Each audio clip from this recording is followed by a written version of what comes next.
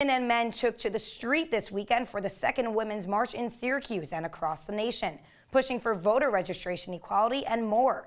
Citrus TV reporter Zach Levine was at the march in Syracuse and is here now to recap this year's gathering. Saturday's Women's March here in Syracuse may not have been quite as large as the one in Washington, but the issues people were fighting for are universal. Even though the walk was only 2 blocks, 1 year into President Trump's first term, the voices of opposition were as loud here in central New York as they are in Washington.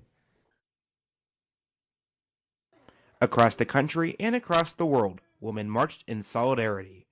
From London to Los Angeles, Washington, D.C. to right here in Syracuse, the masses came out for the 1-year anniversary of the post-inauguration Women's March on Washington. Saturday's march in Syracuse was organized by New Feminists for Justice and Women's Ties. The 2-block walk started off with speeches from event organizers and local politicians.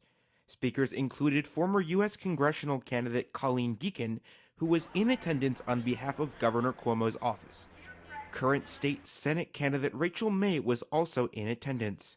The route followed Hawley Avenue in the north side of the city, from Lacey's Tapas Bar to Art Rage, a local gallery which featured live music and poetry after the march. For many of the marchers, a sense of camaraderie and family brought them out on a brisk Syracuse day. I hope to see all of my community members here with me, men and women, girls and boys, speaking up for what they believe in, which is equality for all humans.